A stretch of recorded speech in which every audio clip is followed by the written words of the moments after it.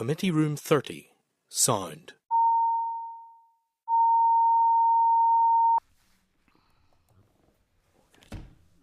Good morning, colleagues. We're now in public session, and this meeting will be recorded and broadcast throughout Parliament buildings. And at this stage, then, I will take apologies. So we have apologies from Philip McGuigan, Kate Nicholl, and Jonathan Buckley, who are all on other committee business in Brussels. At this stage, happy to take any declarations of interest, members, if anyone wishes to record any. Chair, my wife is a member of the CODA board. Yep. Airport board, thanks. No problem. Any others? Not seeing any. Will then move to item 3, chairperson's business. So, members, a number of outcomes in relation to the Chancellor's budget, which took place last week.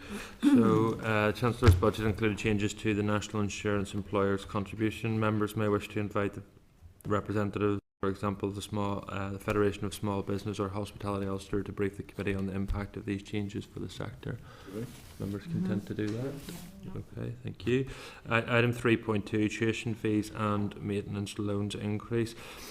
Recent news reports in respect of higher education and tuition fees and maintenance loans increases in England. Tuition fees in the jurisdiction have been frozen since 2007, whereas in Northern Ireland fees are around 50% lower. They have increased with inflation since 2010 and 11. Members will be aware that the Department are carrying out a review into higher education funding, but at this stage we may wish to write to the Department seeking clarity as to whether the Department is contemplating similar changes here in Northern Ireland. Are members content to do that? Content.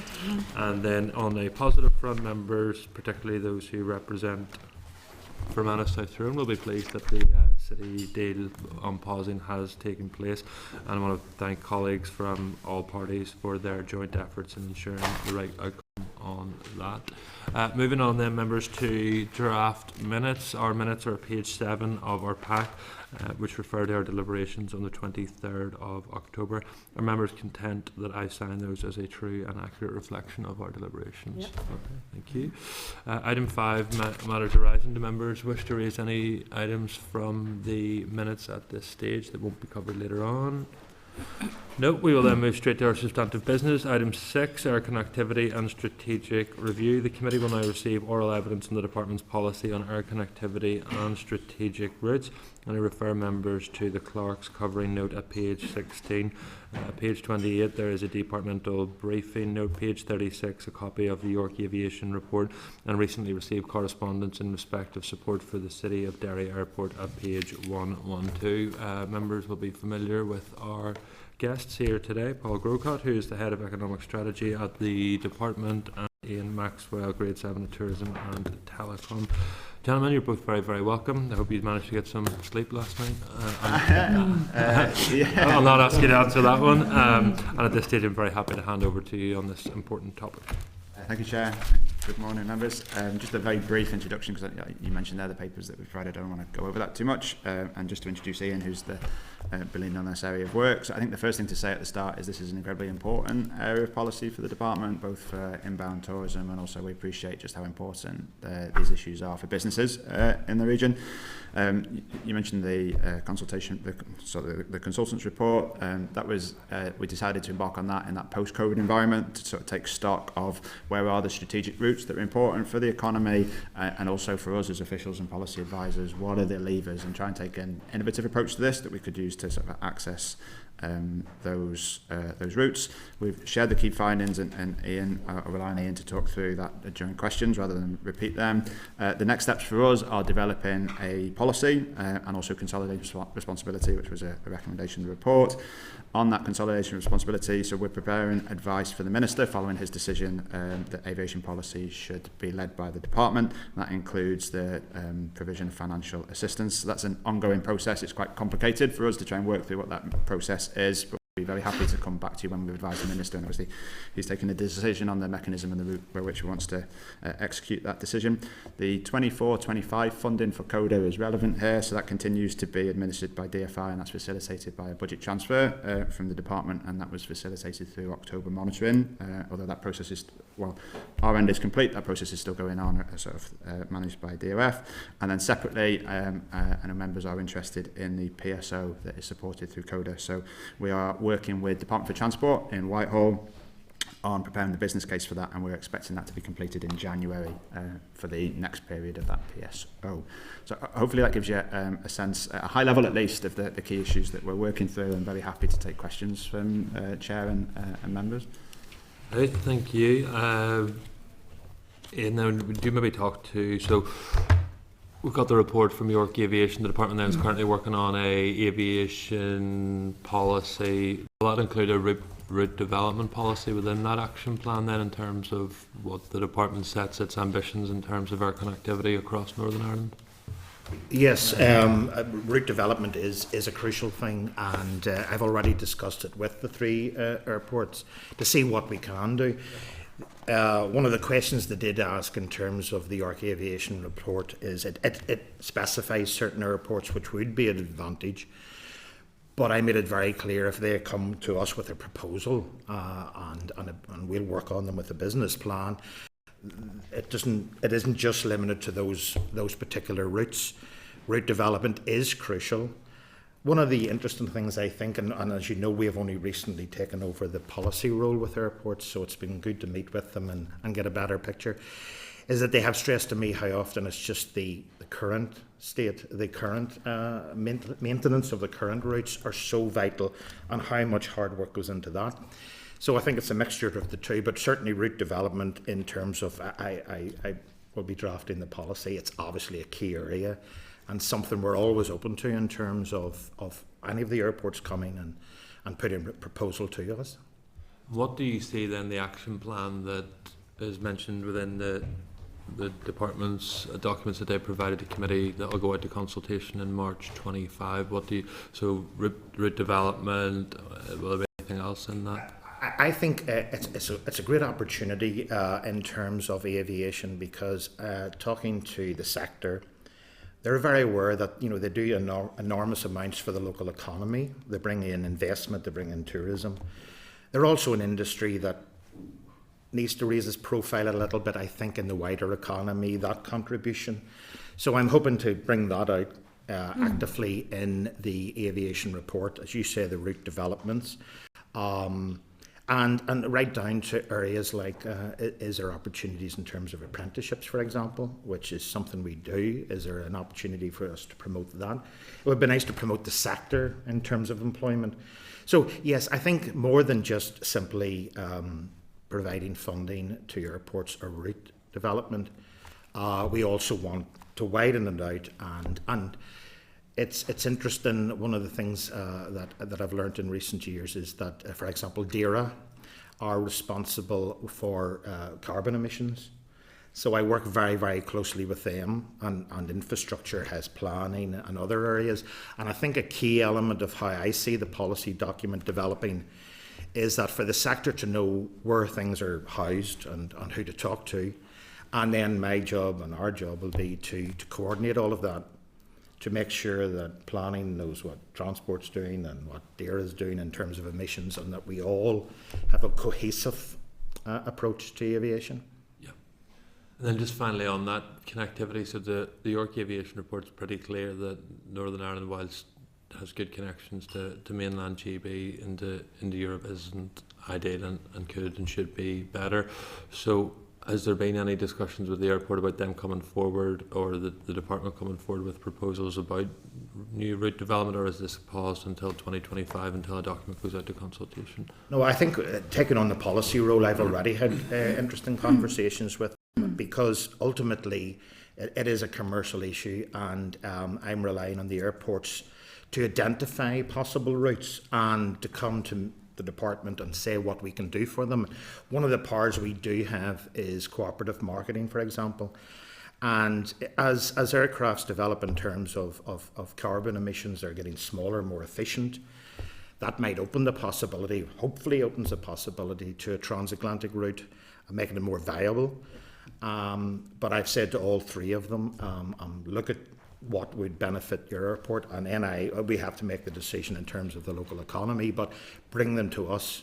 We can work on a business plan if necessary, but also we rely on them. It's very easy, I think, and this is something I've learned over the last few months talking to them, for me to think, well, I'd like to get to Frankfurt. Could we have X amount of flights to Frankfurt? That's not necessarily what the airports may want. No. So I hope with policy now being in one department, we have the opportunity to be more cohesive in that, and also more open to them coming to us.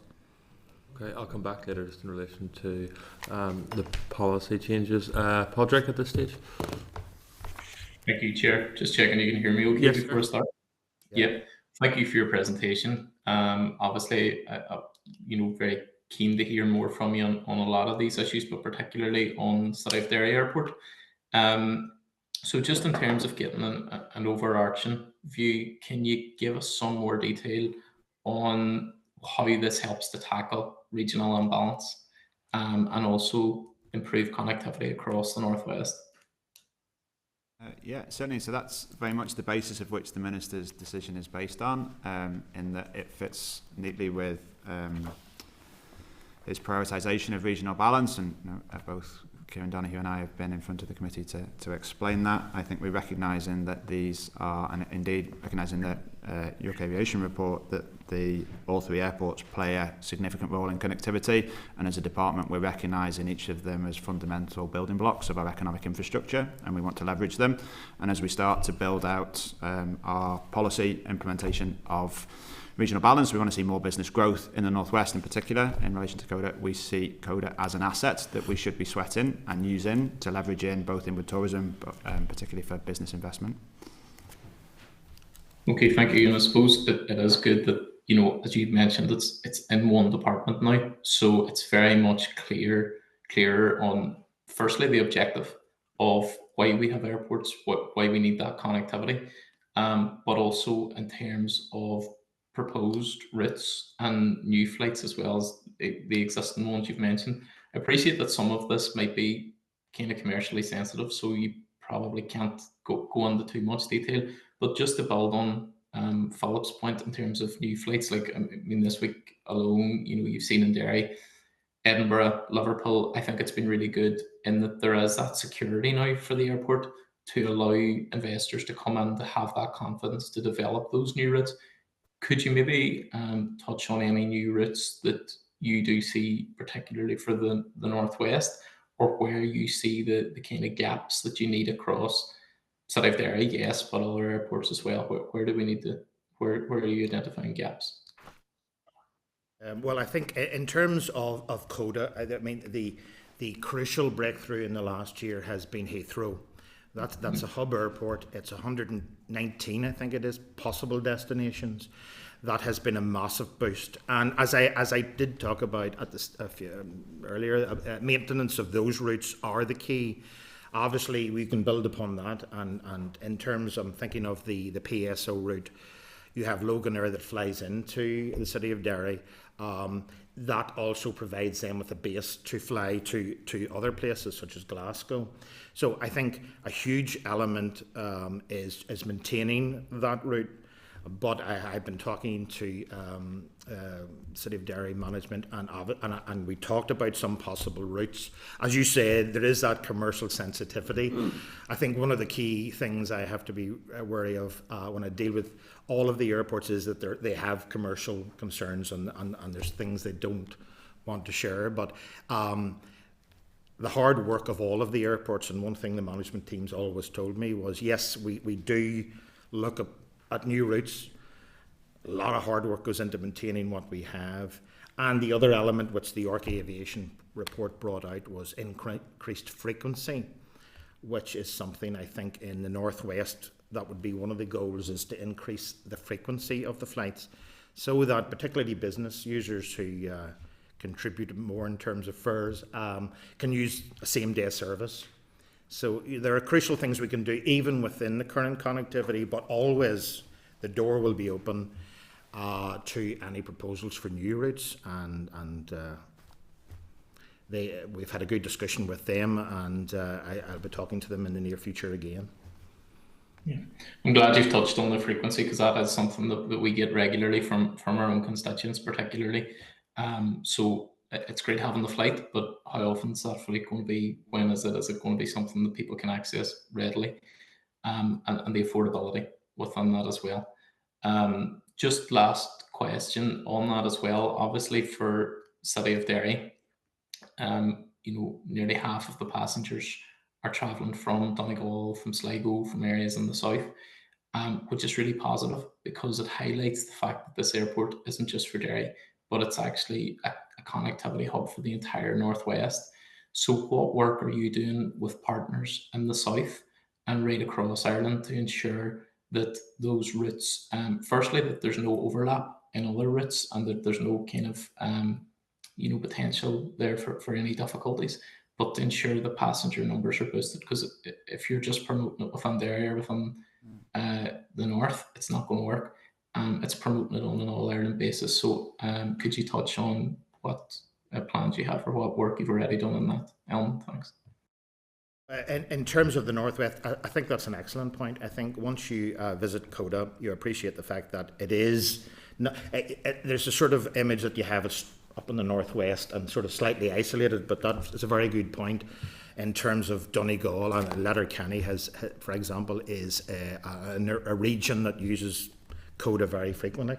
In terms of our business cases in the PSO business case and the forthcoming one for the funding, we have evidence from businesses in across the border and in the Northwest region. They provide us with great detail on what that contribution is, and I think it's something, as I say, we've recently taken over the responsibility. There's a lot more that can be done, and I think in terms of just the wider region in the Northwest and beyond, there's lots to explore. There's lots of opportunity. I'm always conscious of the fact that civil aviation is a reserved matter, so you're very limited. But I think there's a lot we can do in terms with local businesses and wider afield to promote the airport. Yeah. Sorry, Chair. Sorry, go ahead. No. Yeah, no. It's sort of it builds on the point that you made, I think, and the answer sort of hopefully doesn't repeat your question. But in consolidating the policy responsibility in one place going forward, and having a single aviation policy that sits alongside an export policy, an investment policy, an R&D policy, City Deals investments in the Northwest and across different regions, you can start to see the assets that we have in one place, and then from a policymaker's perspective, we're able to advise on how do we leverage those assets to the maximum possible capability in a way. So you'll see CODA as an attractive destination to bring in people and also for businesses in that city region to access markets. And we want to see tailored policies in, for example, how do we support businesses to export from that region using CODA to access those markets, which we're opening up through either through commercial opportunities or, if necessary, through a route development scheme. Is that joined up and sort of consistent approach to policy advice and implementation through programs that we deliver? Yeah, no, thanks. And Chair, just a minor point just on that. I really appreciate your answer so far, but it's just to get the specifics around that. The market in the south for utilising this airport is huge. So what specific engagements are you going to have with your counterparts in the south? Like, are there going to be bi-monthly meetings? How are you going to keep in communication? How regular is that going to be? Because I think one of the things about the airports is quite often we hear about the airports when it's either really good news or really bad news. So how do you keep that connectivity and that ongoing conversation to ensure that any issues can be addressed as soon as, and any opportunities can be addressed and enhanced as soon as well? Yeah, and I think that's interdepartmental relationship project. So you'll, I think we've briefed members, and it was in our business plan about development of an MOU with our counterpart in the south, in DETI, and that regular engagement and consultation and sharing experience and policy development is the mechanism by which that regular updates and conversations happen. So you don't just have those extremes where we're reacting to a situation. Thanks very much. Okay, thank you, David. Thank you, Chair.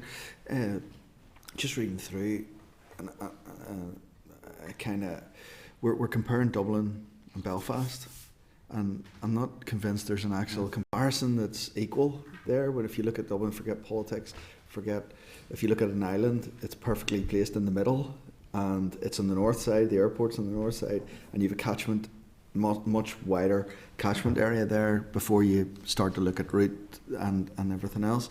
But yet we're focused on that. But is that built into our planning? Yeah, absolutely. It was a specific, I guess, request of the researchers to consider the role and place of Dublin Airport in our economic geography, and then provide advice to us. Well, where are the gaps that still exist despite of that? And we recognise that competing toe to toe, if you like, against that isn't a viable option because it's just simply not affordable. And the different tax regimes and support regimes that exist across the UK and Ireland make that significantly harder. So the challenge that we have is, for our region, where are the gaps and where are the specific interventions that we can make that could be commercially viable with some support from government, or commercially viable in their own right, rather than competing with that economic mass, because that's just not affordable. They're capped. Dublin Airport's capped at 32 million passenger numbers. They're at the cap, and they're actually reducing flights. Okay, if I look at that and I think of my own journeys, I think of my son going to uni in England. We've used Dublin Airport, yet Belfast is right beside. So you've talked about gaps, but why do we not seem to be able to maximise that opportunity? Why can we not use the opportunity of the cap that is there to bring some of that business north? Yeah, absolutely. Well, that's something I've discussed very in detail with the local airports, because it's very noticeable that their southern counterparts, such as Limerick, are looking into how they can encourage some of the other routes to their airports because of that cap. Dublin will always have that advantage, of course, of the APD is going to, and duty free is another issue which is of huge importance. That enables them to reduce prices, and of course that is a big difficulty that you will always have. We want to increase the frequency, and there may, and certainly that's something I will be discussing in the forthcoming months, what opportunities in the cap in Dublin provide. But I'm conscious of the fact that they have different state aid rules. They have the APD, and they don't have the APD, and duty free, of course. All of that in an industry, and I think that's what really strikes you when you talk to people, it's a very fine margins in terms of airlines. What will attract you to Belfast rather than Dublin? It's very fine margins, and if you're paying things like the APD, that is going to make a difference, and that's something we all have to work together to address. Okay, so if we look at that, I want to look at duty free in a second, but you talk about attracting people to Belfast. So if you look at just plain geography, and if you look at passenger numbers, Belfast, if you look at the international airport, which is 2 or 3 times the size of the city, but if we just look at the international airport at the minute, if I drive to Dublin Airport, I come off the motorway and I flick straight into the airport, and it's easy accessed. If I drive to the international airport, I'm driving down a country lane, and there's no train. I appreciate in Dublin they're now looking at, but is the infrastructure an issue? I think so. It's certainly raised by the management team at Belfast International when I was talking about to them, and I think that is a good point. It would be a colossal figure, obviously, to run trains into the airport, but you're quite right. Better public transport into the airport would be something we would be looking at, and the infrastructure to improve the access to the airport. These are exactly the sort of things, I think, in terms of, I keep mentioning about it being civil aviation is reserved, but these are the sort of local things that we can do to improve the service and to improve access to the airports. It'll take some time, but it is, again, useful that we have the policy in one department where I have already talked to Belfast International, and that is something they will raise that as a key element for them. I appreciate their raising. I appreciate their private business is the other difference between Dublin and Belfast, but if you look at the rail, for example, the rail is there. Has the department looked, or any figures or stats on that circle line? That has been talked about for a long time. There's the Department of Infrastructure or have a feasibility study on reopening that. So has the department looked at how that would help grow the numbers to the international airport? Well, there have been studies in the Department of Infrastructure, and I know from talking to the management team at Belfast International, it is a fairly colossal sum. Now, the different figures have been muted, and I'm reluctant because they're not my figures, but fairly colossal. I think in terms of the Belfast International management team, improved bus routes and better infrastructure around the airport would be more game changing for them in terms of what could be done in the future. And that is, of course, with infrastructure. That I think we do take the policy, but I'm very aware of the fact that obviously infrastructure will have key roles in how we take that forward, and hopefully we'll do that in a more joined up way in the future. What I'm trying to tease out is I want to look at duty free in a second, but what I want to tease out is if you've got an airport that isn't connected, it's connected by a country road, Yes. and you're trying to attract a flight to the Middle East, or Dubai or wherever, you're trying to attract American Airlines, and somebody arrives into Belfast International Airport and there's a tractor in front of them as they drive down the road out of it. Surely the department has looked at the infrastructure around that airport, Yes. which is in our control, Yeah. is a major issue that needs to be addressed to help take the 32 million cap in Dublin and bring some of that into Belfast. Yes. Well, I know, although I've never actually accessed them or not yet, infrastructure have carried out studies in terms of the possibilities, but I'm afraid I couldn't comment on just what the outcomes of those reports and investigations I understand are. that's infrastructure. I'm Yeah. talking about the economy. I'm talking about the Department of Economy looking at an airport to try and support an airport Yes. to grow. Surely that is part. It's two departments working together. Surely that is a department going, this needs to happen. This needs to be done. Yeah, absolutely. And I hopefully you'll see that. So as we take on this responsibility, that's certainly the conversations that we'll be having with colleagues in infrastructure. Say, look, these are the economic opportunities that exist for these assets that we have. These are the dependencies that we have on other departments, and it's not just infrastructure. There's other people like Deirdre, for example. Ian mentioned our approach to climate change. We need to be engaging to ensure that we develop these assets in a way that realises their potential. But that's not exclusively done within DfE, as much as bringing policy responsibility in one place definitely helps. There's still dependencies across executive departments that we'll have to use, and that's absolutely, you've nailed one of them as one of the priorities. And then just finally, just duty free. So duty free, and I've met the airport, and this is a major gripe. They talk about losing 7 figures here of income, which is another barrier to the airlines, especially into Europe or into GB. So we basically get the worst of both worlds. So we don't get, we don't have duty free into Europe. We don't have duty free into GB or flights across to England, Scotland, Wales. What is the department looking? Is there any work happening there to address that issue? It's certainly something that I will be looking to address with the airports, conscious of the fact, of course, that it's ultimately the Treasury that we'll have to take on, and it's outside our control. But I think, and I agree with you, it's a crucial issue that has been raised by all 3 airports.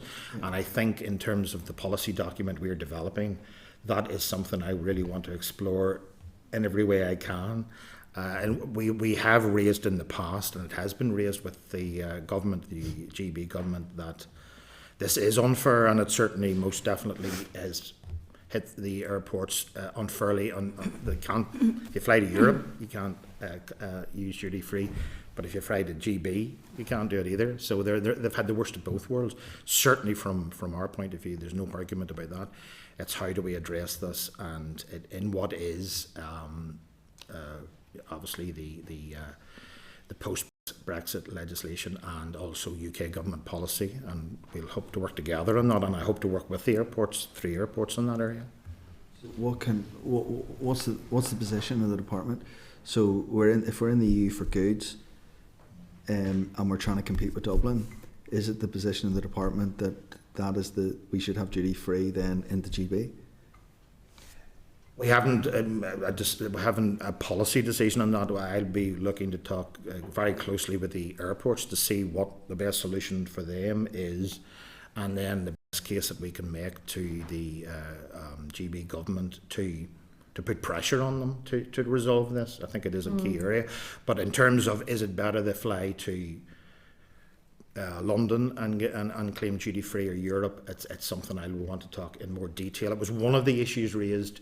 It's an important issue, but I want to talk in more detail with all 3 airports. Yeah, so there's an equity there that we recognise that we need to provide advice to the Minister on, and he needs to then, this is a political decision that needs to be make representations. Because of the nature of it, he'll have to work with his colleague, the Minister of Finance, to make representations to Treasury. But we recognise the situation that needs to be, one way or the other, needs to be resolved. A little bit of that might be dependent upon what's negotiable with the Treasury. Thank you. Thank you. Gary? Thanks, Chair.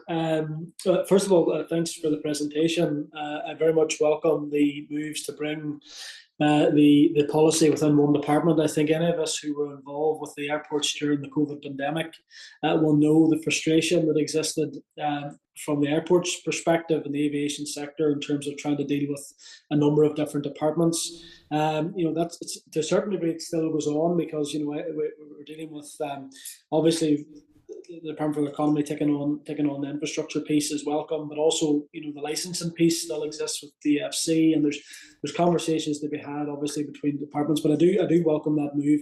I suppose one of the key points that I wanted to mention was the obviously during COVID the three airports did work together in terms of their common interests, and the ARC Aviation report did emphasise the need for any development of aviation policy should be done in a way that is supported by all three airports. So at the outset in this initial stage, and I appreciate that there will be a consultation, I think you mentioned sort of March 2025. From the outset, how is that relationship? Do you see how is that relationship with the three airports? And is there a broad consensus in terms of the direction of travel and policy direction of the department? If I pick up in, and then you can mention your previous thing, I think it's really helpful that the report recognises that each airport has a role to play and our connectivity is dependent upon all three players.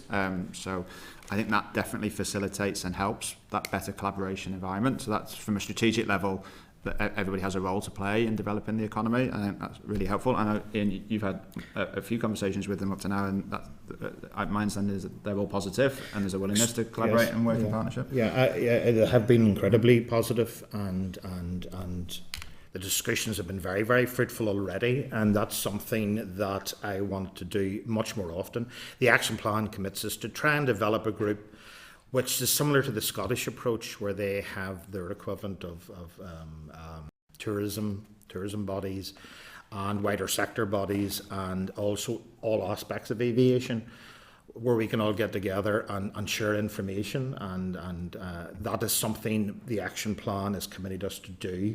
The initial meetings I had was really just to prepare the way for that, but I also intend to keep that going because I came out of those meetings, the shared positivity, all of them looking, coming forward with proposals and willing to help, and so that is a huge part of not just a policy document which will sit somewhere and be nice and glossy.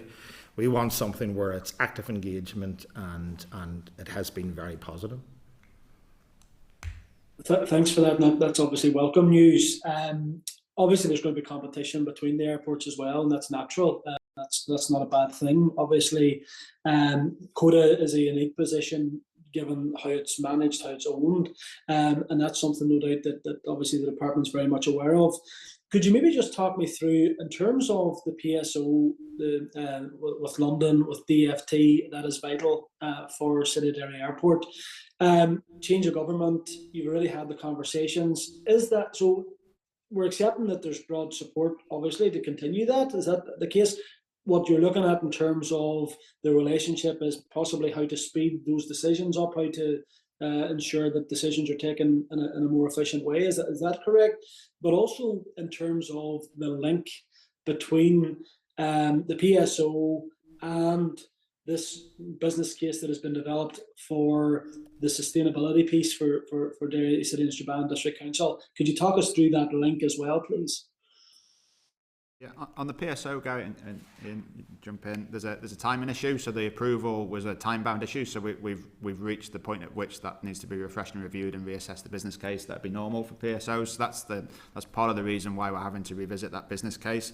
From a policy perspective, there's still a commitment on that. We still recognise the value, but we obviously have to work through the process with colleagues in DFT to ensure it stacks up in simple terms, and then present that advice to respective ministers. I think definitely bringing in the PSO with the support for and that wider approach to policy is important. So we can see in the round the value that these assets add to the economy. Anything you want Well, to I think I've had several conversations with my colleagues in DFT who are and have been always very supportive of this. As you know, they pay 50% of the PSO, so they do a separate business case to their minister. And you're quite right, in view of the new government, I was keen to ensure that we kept that communication open. They're working on the assumption they're working forward with their business case. I work very closely with them. We coordinate that very closely also, that they get it to their minister and we get it to our minister at exactly the same time. And obviously we use supportive evidence in terms of the wider economy, etc., and share information to ensure there's a joined up approach. So we have a very close working relationship with DFT, and I know, as also we work very closely, of course, with the council. We've met frequently between DFT, myself and the council. So yes, we're working together in a very joined up way on the PSO, which is of course vital to the airport. And just a final question, Chair, and it's just to go back in terms of that sustainability piece, sort of the assistance for Dowsett and Trevandis Council. Obviously, it has been broadly welcomed by certainly my constituents in the Foyle constituency, because obviously the ratepayers of the city have been obviously contributing to the airport, and they see this as a way, obviously, in terms of providing a bit of support for them. In terms of obviously the other airports, I appreciate the business case has still been developed and there's legal advice been sought, etc. But does obviously the ownership and the fact that this is owned in this public way, is that the key sort of differing factor in terms of between the other airports in terms of providing that assistance? Is that the key factor in terms of providing the finance? Yeah, absolutely. Thank you. Okay, Sinead. Okay. I don't think I'll go over anything now about Derry City Airport or the City of Derry Airport, because I think it's well covered. But I would like to say too, I'm really glad that the responsibility for airports and aviation is in with the department, because I think it's cross-cutting, and as well I'd like to see greater work between the arm's length bodies like Invest NI, like Tourism NI, and how we can build a marketing and comms around it in terms of even selling dual market access and all of that. So I think it's really, really important. We are a small island, we do compete. The international gateway for our visitors currently is Dublin. There, as David talked about, about the air passenger duty and about duty free, and I think those are really big factors. But on the other flip side of that, the cost of staying overnight in Dublin for early flights is shocking, absolutely shocking, and parking your car for a week or 10 days, so you can offset those actual costs to the customer by those things alone. Our problem here is the infrastructure around our airport is really, really lacking, and that includes our public transport too, and from the airport. Never mind the B roads, trying to get there. We have it tucked away in a corner and not much access. I'm really pleased that there is a facelift going on at the minute Belfast International Airport, because I think that it wasn't doing Northern Ireland well. That was our gateway in. It was just porta cabins and everything else, and trying to get through security was mind-boggling. A lot of money has gone into that, and it is really smooth now at the minute. And I've used it twice recently, and it was like, oh, what's happened here? So there is investment in it, but we just need everything else to work around it. And I do think that we can compete with Dublin and collaborate as well in various ways. So I don't want to be kind of down about that either. What I want to ask you is, we're continuing to subsidise a non-existent long-haul flights through zero-rated air passenger duty from our block grant. What are we doing about that 2 million that we're setting aside? Where does that all? Is that part of our review Yeah, absolutely. So we recognise that currently is deadweight in the block, so that's not been utilised to its effectiveness. We need to ensure that we present an option that's commercially viable. What we don't want to do is present an option, a route development scheme that isn't sustainable in the long run. So that's part of Ian's task in the presentation of the paper coming forward into next year, is how do we utilise that current funding effectively to ensure that we deliver on the strategic objectives that the report helpfully set out. Yeah, and I think it is something we're very conscious of in terms of that 2.5 million. Obviously, in terms of discussions with the airports, if we were to try and encourage, say, a transatlantic flight, that would be an enormous asset. And in terms of maybe more efficient and smaller planes, that is maybe slightly more optimistic than it would have been. Obviously, a decision will have to be made at some point if, you can't, whether this is long-term sustainable if you don't actually use any of that. It is out of the block. So it is something that will, yes, form a crucial element of the policy document going forward. It's when you look at the finances here in Northern Ireland, it's incumbent upon us to kind of sort this one out once and for all. And then the other aspect that I would like to talk to is around the skills requirement, even within your own departments. In relation to aviation management and the development of other routes, how will you manage that extra skill base that you would require in order to maximise the opportunities of building new routes, more routes, diverse? I think that's about talking to the airports and taking a holistic approach to supporting them and understanding what are their requirements and needs and how can we best support and leverage the levers that we've got, because as you mentioned, we've got really good interventions that we deliver that currently, as we understand, I don't think are as supportive as they could be to these businesses. So it's about speaking to them as part of the consultation and the engagement in the policy making process to see where can we add value and support them here. And certainly I think in terms of the wider aspects of airports, something that really strikes you when you visit them is the wide range of skills that are there. There was recently, the Belfast City had 3 young apprenticeships in terms of firefighting, for example. Yeah. So there's a wide range of skills, and I did discuss that with them because I think I'm struck by, for example, DFT's Flight Path to the Future document a couple of years ago. They stressed about how they wanted to encourage young people in. And we have that in tourism in general terms and within the airports, and the management teams were very open to that, and that's something that I really do want to focus in on. I think it's an untapped potential there. Okay, and then the other short question that I want to ask you about, sorry, back to the City of Derry Airport, but connectivity. I know I wasn't going to talk about it, but a flight to Dublin would be really helpful from CODA. And it's greatly missed. And I know negotiations and talks were going on with the Irish government, and they weren't really playing their part in relation to that. Are you considering talking to the Dublin government about support for that flight to Dublin? Because the Heathrow flight from CODA is absolutely essential, but so it is the other way for that international access as well. I have the detail on that. In terms of, the Minister has written to his counterpart in Dublin and has raised it at a number of meetings. It is a DFT policy, the PSO. They have been working closely, and we have helped to facilitate that with our colleagues in Dublin, and you'll be aware of the fact that it has sat with the Dublin government now. I think it's late 22 and no decision has been made. But certainly in recent months, our minister has written to the airport. He's very supportive of this route and asking them, to press on with a decision. It's something we can keep raising. It's within, at the moment, the Dublin government's decision-making process. Maybe after the election we'll start again. Thank you, Sinead. Diana.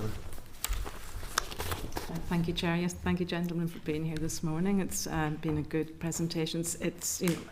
Air connectivity is so vital. We're in Ireland, obviously, but I'm just from the tourism point of view, that the strength of Dublin Airport competing, it has its complete prominence in the island of Ireland, and it's something that within our tourism sector, to grow the regional economy and tourism, we're really competing against the big boys there, and I just wonder what more can be done to bring direct tourism into Northern Ireland. So it has to be a seamless connection for travellers coming over here. The same for foreign direct investment. When you want to bring business and industrialists into invest in Northern Ireland, we really need to be projecting ourselves up there with connectivity, services that are the highest sort of level for international business. So really, what more can you do from a tourism point of view to direct the traffic directly into Northern Ireland? And there is an opportunity also, I think Gary or David has mentioned it, Donegal there, the Donegal market, and I think it was Pádraig mentioned it, is, the Donegal market can use CODA as a hub rather than travel to Dublin. So it's really competing using the strengths of that facility there. So I just wonder what more you can do working with Tourism Ireland, for example, that we can direct more directly into Northern Ireland. Yeah, absolutely. So that's Tourism Ireland marketing is really effective, the ministers recently agreed to increase funding that marketing, so we're expecting that to have an impact upon direct investment. I think also you have to recognise the realities is that people will still use Dublin to access the island. So I don't know if you've used Dublin recently, but there's this significant presence of Tourism Northern Ireland marketing to encourage people to travel north, and that's the other mechanism we can use. So both as best we can encourage people to directly come to our great tourism offer, but also when they land in Dublin that they consider coming north. You see the problems, you see air traffic, passenger duty, duty free, electric, the electronic travel authorization that's coming in. There's so many hurdles there, so it's really finding the solution to encouraging the travel to come directly into Northern Ireland, the package that's there, and going into Donegal and surrounding counties. Yeah. I think our biggest asset is our product. We have an amazing product that we can sell and be attractive to people, and it's about facilitating sort of Tourism Ireland when we're advertising off the island, and indeed TNI on the island, to encourage people to visit that great product. Is there a strategy in place that's time bound for infrastructure improvement? It's an action plan, it's an aspiration, but to really tie it down to timeline and work to that? Yes, specifically on tourism, we have the respective business plans for the organisations, and that's sort of obviously they have specific targets. And on infrastructure investment, which is, I guess, a wider, more strategic issue that will form part of the conversation with colleagues when we publish the policy position paper next year. Can I then just check? So, policy has transferred from the Department for Infrastructure, is what you're to you? Is that what you said? Yes, I think it's. When did that happen? Well, I think it's important in terms of, I've mentioned a few times the civil aviation is a reserved matter. There's no specific legislative powers in terms of any of the departments strategically in terms of aviation, except the airports order, which DFI are responsible for, which is the infrastructure, the planning, the public transport. So in terms of the policy transfer, it hasn't, and we have done some investigations to find out if there is legislation where it actually prevents it. Or legislation but earlier on you said that policy had just transferred to over. The decision was made in June that it would be better placed in one department. Mention was made earlier of the problems we had in the COVID period. Where who made that decision? So that was the decision between the two ministers. So that was the decision that policy responsibility fits in. There are no statutory functions that DFI currently deliver in relation to airport policy, as far as we understand, but we need to sort of, as Ian says, fully investigate that and confirm that there are no statutory functions. But that's not, we need to provide that advice to the minister. The ministers also agreed that the financial assistance provided to the airports would transfer, so that aspect of it is from 25-26. So in terms of the policy transfer is obviously a cross-cutting issue. So when did that get executive approval? So we've not. So that what Ian's mentioned in there is that he's preparing for. So our expectation is from 25-26, we will have responsibility for the provision of financial assistance and then policy assistance for the airport. No policy is transferred then? He's preparing. Obviously, we need to be ready for that. So the work that Ian is doing has it transferred? Yes or no? Then? No. Okay, that's fine. Just in relation to the City of Derry Airport, just so I'm clear on this because I'm not as close to it as other colleagues, but I think they've all made very, very valid points in terms of the importance of it to the regional balance of Northern Ireland. So Derry City Council own the airport, is that correct? Yes, that's correct. Derry City Airport own, and they currently then have been providing a subvention to the airport to make it financially viable. The proposal from Minister Murphy is that would be taken away from that financial burden would be taken away from the ratepayers of Derry City and Strabane Council and would then be taken over by the Department for the Economy, is that correct? Yeah, up to a maximum of 3 million. Okay, and the current support provided is 3 million? Yeah, just under. Just under. Okay, so will Derry City Airport continue to own the asset? Yes. Yeah. Okay.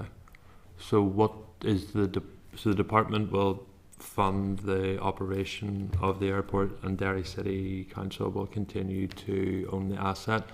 What's the... And also in terms of 1.5 million they provide in terms of the infrastructure and capital costs within the airport as well. They'll continue that continues to have by the council. Yeah, no problem at all. That then is subject to a business case, is that correct? Yes. Which has not been prepared. It's been worked on at the moment with our colleagues in Invest and with the aviation expertise. It is, as you can well imagine, a very niche area, and we needed to bring in the aviation expertise. It hasn't been prepared yet, but the aim of the minister is subject to approvals that would take place from the 1st of April next year. Yeah. So the timelines are we're hoping to complete our advice by January, provide that advice on the assumption that then facilitates what the minister's asked us to do. What role would the department have in managing the airport? Well, we have no direct role in that. It'll be along the same lines as we're doing at the moment. We'll work closely with the council and with the management team, who are the experts in the City of Derry Airport itself. The council and myself and colleagues in DFT have always worked very, very closely in terms of how the airport performs, and we'll be looking at the aviation consultants and Invest to help inform how we do that as we go forward. So if there's no oversight role by the department then in relation to the management of the airport, then what will be the conditions upon which the 3 million will be? Part of your business case process to ensure, okay, what's the viability of this, what's the sustainability, what types of conditions do you want to place in terms of that process, and that's what all needs to be worked through the business case, which is in process, but very happy to share that when we're... No, that makes sense, that's useful. So that takes care of Derry City Airport, which is obviously important that we continue to support that. So if I'm Belfast City Airport or Belfast International Airport, and I say that's important to say the department are leading the way in supporting that airport, what support are we given to our other airports? Well, as Ian talked through, it's that conversation to understand what are their needs. I think they're private enterprises, so it's different, and you'll see that in different airports across GB in particular. There's a different nature of support that goes into where it's sort of owned by government or a version of government. What do you see the support that the department will provide to them? So through route development, and we had a really good conversation there this morning about APD and duty free. They are significant issues where the department can play a role in supporting those airports. And also in terms of planning and public transport, each of them have their own particular interests and needs, and it was quite interesting actually when I met with them. It wasn't simply a matter of we would like X amount of money to do such and such. It's no, we want support. We want you to look at these areas. You want to represent us. So. Yes. The other two airports have been very supportive in that. No, and I think that's important because obviously both of those other airports don't need direct financial support. They're able to make their own profits and sustain it that way.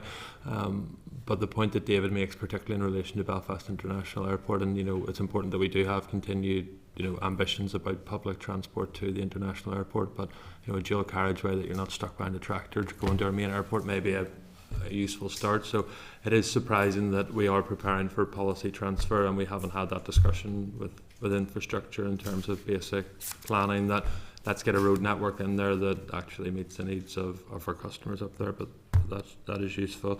The Permanent Secretary had obviously undertaken to keep the committee updated in terms of the development of business cases around this. So do you know when you think your business case will be ready for transfer of both policy and of the financial support? Early 25, and we'll work together. We're working on both simultaneously because obviously one's dependent on the other. Yes. So early 2025 is what we're aiming to do. The aviation experts are working on at the moment, and hopefully they'll get that information that's crucial to the development of the business case back to us end of December if we're lucky. So I think we're looking January, certainly early 25. Thank you very much indeed. Do colleagues have anything else to wish to raise at this stage? If not, can I thank you, gentlemen, both for your representations on that. Okay. Thank you much.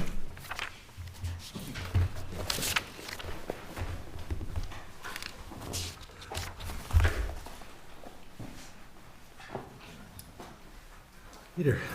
So, Chairperson's committee consent to write to the department, just seeking sight of the business case, an update on the policy transfer, and maybe information on the other business case for the PSO route to City of Derry Airport.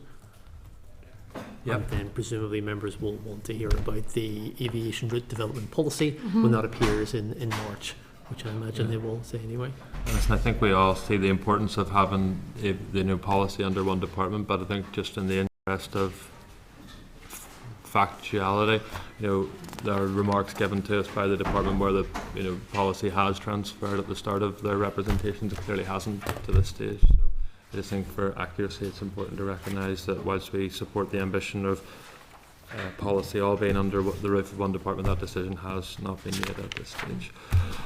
Okay, colleagues, we'll now move to item 7, which is disability support services for entry-level level 1 courses, and I'm delighted to be joined by a large number of colleagues from the department.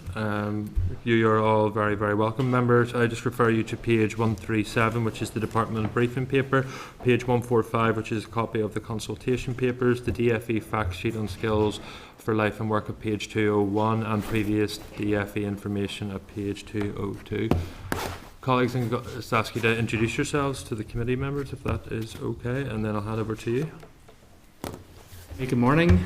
Thanks so much for your time today to discuss this really important item. My name is Clem Athanasiou, and I'm the Director for Apprenticeships, the Career Service, and different elements of vocational education involving inclusion also.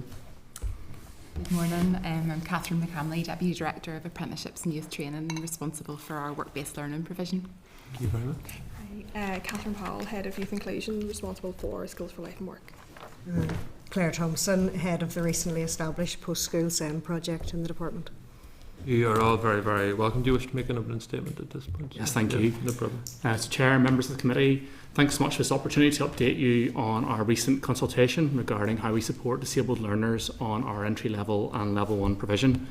We shared some written information with you previously, and I'm really keen to hear your views as part of this consultation.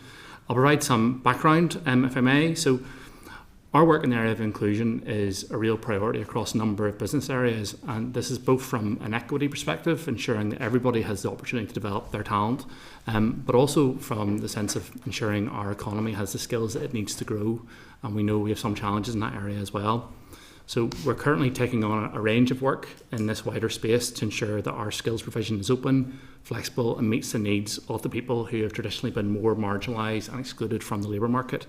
This includes the Post-School SEND project that Claire is leading on, the Apprenticeship Challenge Fund that we released last week, and of course the work that we're discussing today around entry-level and level 1. So our current entry-level level 1 provision is delivered through a programme called Skills for Life and Work.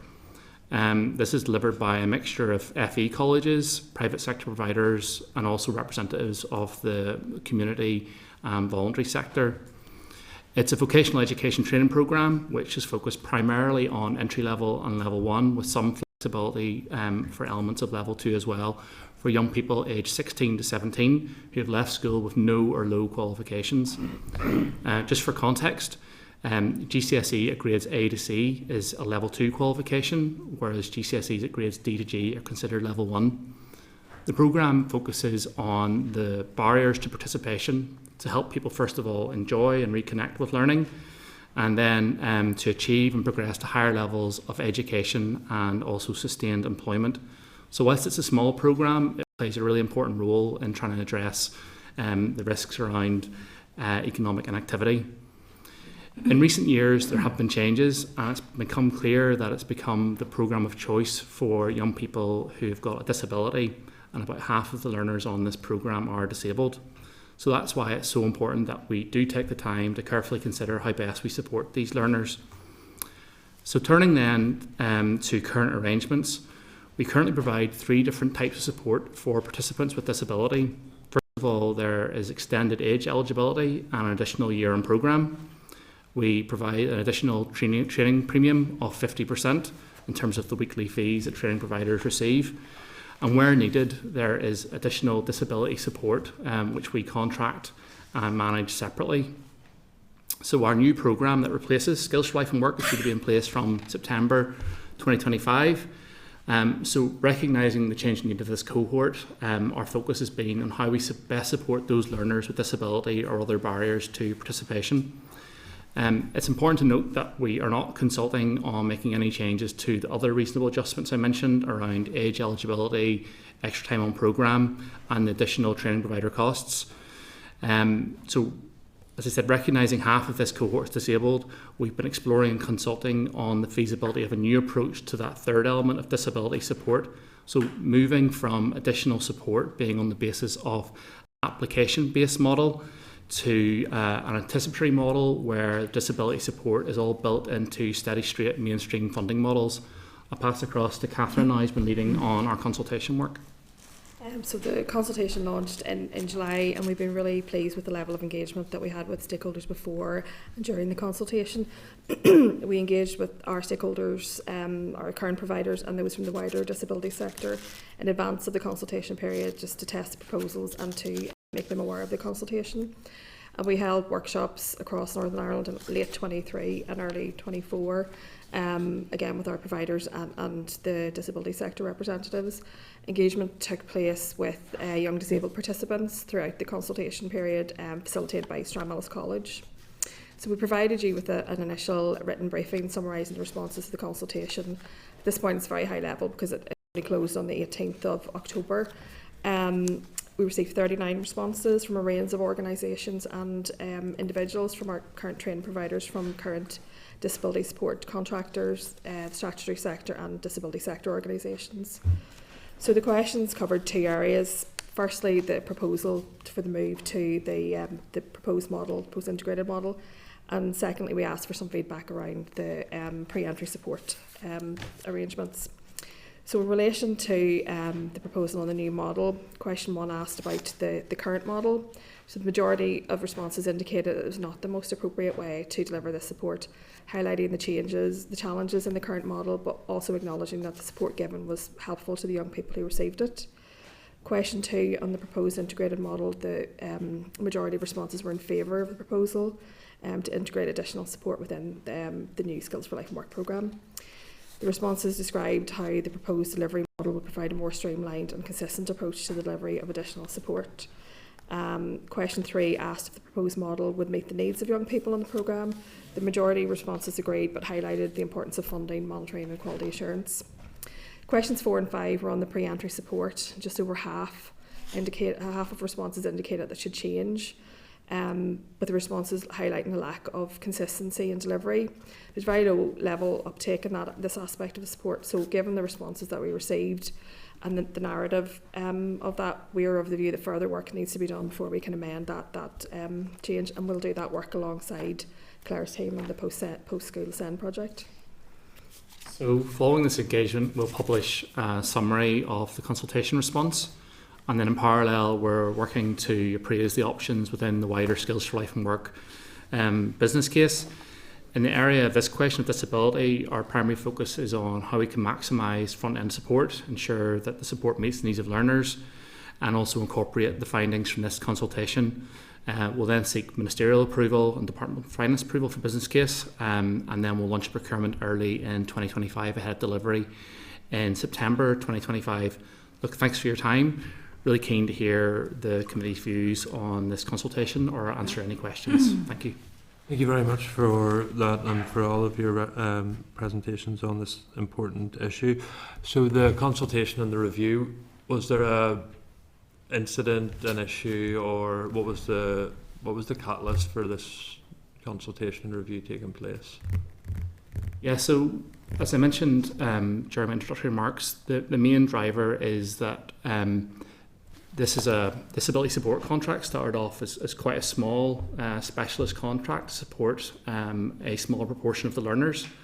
And then you see that proportion growing, and it turns into actually a significant core constituent of who accesses the programme. So I think when it's the right time really to ensure that we are providing the best support possible as part of our wider efforts to try and address some big challenges in the area, such as the disability employment gap. I think it's around 40%. But we look at learners who are younger. I think young people are 5 times more likely to be NEET if you have a disability than if you don't. So I think it's a really important question for us to have a deeper look at. Also, we had an independent review of some of this provision, which we commissioned internally back in 2021. And there are a number of urgent issues that we had to address around how we oversee and manage the programme. But it did make the point about how we needed to have a deeper look around how we run our disability support services overall. Was that a result of the ETIA report into the scheme? The independent review? No, not necessarily. Have you seen that ETIA report? Are you referring to the Training for Success? Yes. Yeah, Skills for Lifelong Work. We as a committee have just been corresponding with the department trying to see that, but we haven't managed to. So I think maybe you're referring to a report that we commissioned back in 2021 by a company called RSM. So this was No, sorry, go ahead. Yeah, so this was a report that the department commissioned for internal purposes to try and enhance how we deliver this provision. It was never intended for external release, and because of this, the report contains commercial and personal information that would be risky for our upcoming procurement, but also providers, commercial operations and personal details. We have a submission with our minister that's recommending that we release as much of the report as possible. And if there's any questions on the redacted information, we'd be very happy to have a briefing in closed session to answer those. No, that's fair. Claire, congratulations on the new post. Can I just check then? Tell me about the work that you're currently engaged in the new work stream within the department. Yeah, okay. So as our ministers outlined on the floor of the Assembly and so on, really what we've been asked to do is look at, I suppose, 2 work streams, parallel work streams. One very much looking at the types of provision our department has in place. Does it meet the needs? Is it in the right places? Is it the right type of provision? Are there gaps? Are there people not able to access skills provision? And who are they? What are their needs? And that side of things. And in parallel to that is looking at the legislative position. And it's been well publicised in terms of the statement ends when a young person leaves school. Yeah. So is there a need for a type of legislative protection? What would that look like? How would that be shaped? We're obviously structurally very different to England, where the Education, Health and Care Plan is quoted a lot. So really we're looking at those 2 work streams of trying to understand, I suppose, in both sides, what is the legislative landscape, what is the provision landscape, what does the best practice look like in our jurisdiction and other jurisdictions, and how could we make changes to meet the needs of the young people who are affected by all of this. So at the moment, very much in that early, I suppose, discovery phase, we're out meeting with lots of providers. We're meeting with the training providers, the colleges, voluntary community organisations who represent the young people. We're setting up a series of visits with special schools and with the mainstream schools that have specialist provision and so on, to really try to tease out with them what are the issues, who are the people who are most affected by a lack of provision for them, and what would provision look like. So obviously this is a part of that landscape and a very important part of that landscape, and we're working closely with Clem and Catherine and with all the other teams within the department and indeed across DE and health and others as well. That's excellent to hear. It's something that all members of the committee are particularly interested in. Diana? Yes, thank you very much to the delegation for being here today. I'm just you know, looking at the figures that 15,000 places were available under the Skills for Life and Work programme, and yet only 2,300 pupils or students are currently enrolled. And looking at the success of the programme that you intend to roll out, what is the ambition? You know, is it to take students from entry level, level 1, into the next level, or is it to take them into employment? And if so, what is being done to work with those students for progression from the entry level 1 and level 1 and 2 to ensure that it is a programme that's value for money, that you are reaching the targets? The programme has 3, I suppose, intended outcomes. One would be progression directly into employment for people that's the right route for. The second would be progression into further study, whether that be through a traineeship at level 2 or other FE, and then potentially through a combination of the both through an apprenticeship. And we have seen young people going through all 3 of those routes on outcome.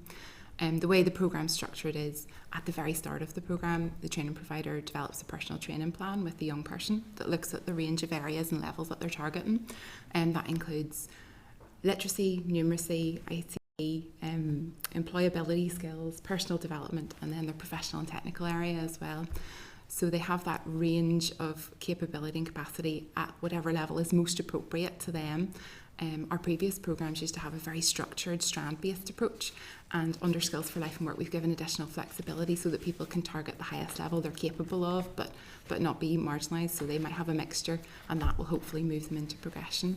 In terms of ongoing transition into the next stage in progression, we have worked very closely with our colleagues in FE colleges around the traineeship, particularly where that's a next step up, to make sure that what is studied at Skills for Life and Work is the right thing to passport into that traineeship level.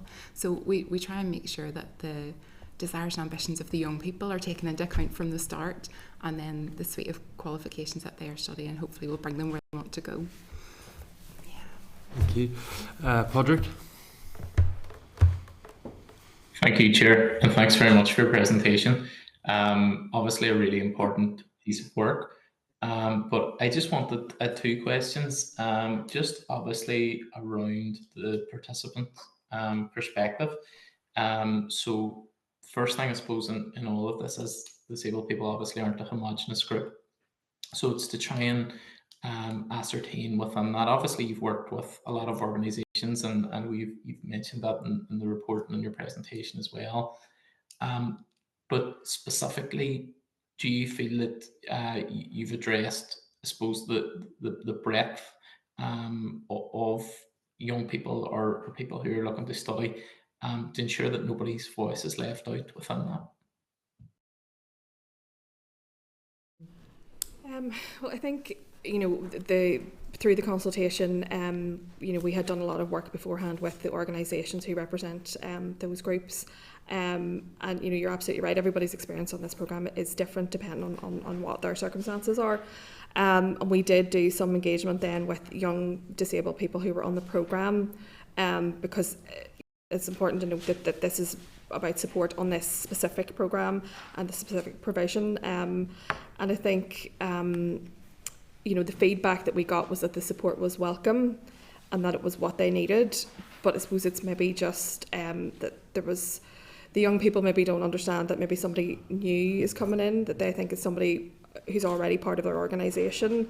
And while they welcome the support, then I suppose that we're looking at you know, making sure there's consistency in place there. So I mean, I think, you know, we've done our best to sort of take in. Do you want to come in? Or? You know, done our best to take the views of people who have experience on the programme, experience in the sector, and our training providers as well. No, that's good, and that's really reassuring to hear. I suppose as well, just the other thing was, you've talked about your KPIs.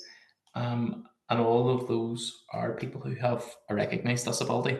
But I'm just conscious as well that there may be people who have slipped through the net, and who mightn't have a registered or recognised disability. And I suppose in terms of supporting those people, how are you doing that? I appreciate this program is going to be very specific, but in terms of making sure that nobody kind of slips through the net, what's the best way to do that, or what other?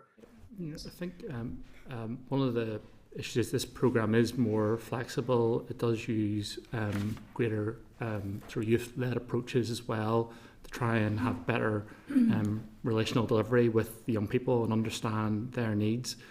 We hear a lot from training providers that whilst disability is really important, there's also a need to deepen capacity to support the overall well-being and particular mental health of the participants accessing this program. So one of the potential ancillary benefits of the new model we're consulting on is that it provides providers with greater capacity or the potential to make deeper partnerships to have better overall capacity to help meet that wider collection of needs. So maybe want to add to that? I suppose it's maybe just add that when the training providers meet with the young person in the beginning, they will do an assessment of their needs and as well as their capabilities in terms of what level they're at. And there is always the opportunity if they feel like the young person maybe doesn't have a recognised disability, but they feel that there's a possibility there to maybe revisit that. Then they can do that, and then we can take the appropriate action in terms of the funding model and what we can provide for them. Yeah, the door isn't closed in Skills for Life and Work if you don't have a statement already. Consider people as they come and then look at evidence around that to see whether it's appropriate to put them into that disability strand or not, but their needs are considered individually. No, that's really reassuring to hear, and I suppose it's obviously going to be reviewed on an ongoing basis as well, just to make sure that kind of that all those things are worked out and reviewed regularly as well. Is that what is the kind of review strategy, or how do you intend to review and update? We will have in the current programme we have reviews built in both on participant level and also contract management and ETI and our own quality improvement team. But specific to this change, our intention is then to review after a year in conjunction with all of those parties and then take forward any steps that we need to at that point. Great, thanks very much. Thank you, Patrick. Sinead? Thank you very much for your presentation and the papers as well. They were really helpful. In relation to the role of the Department of Education, how are you working with them? Obviously, there has been an intent by the Minister to extend full-time education up to 18. How will your services play into that? And how significant will that be? And also, there's a significant portion of the DSS services around numeracy and literacy. How are you working with schools to mitigate the failure there in developing those skills so that... So we work really closely with the colleagues around 14 to 19 and in my area of responsibility in particular on careers as well. There's regular collaboration. Our Minister has indicated that the issue of raising the age will be something that needs to be discussed further at the Executive. However, it's worth highlighting, I suppose, at the moment we do have an existing youth guarantee in place which guarantees a training place. And this programme plays a really important role in meeting that outcome.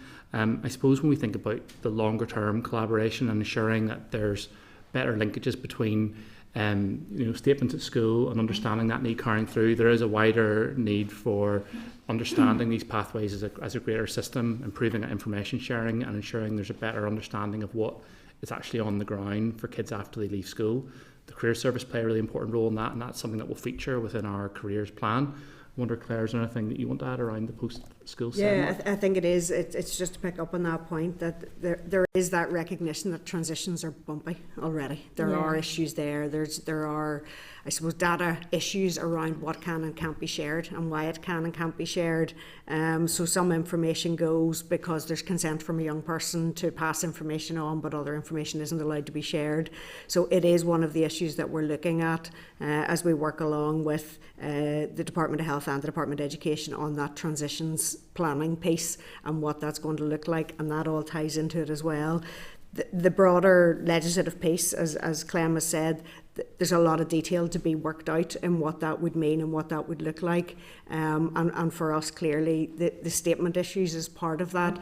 They don't transfer for a 16-year-old going to FE or going to training or anyone else. The minute statutory school ends, the statement ends.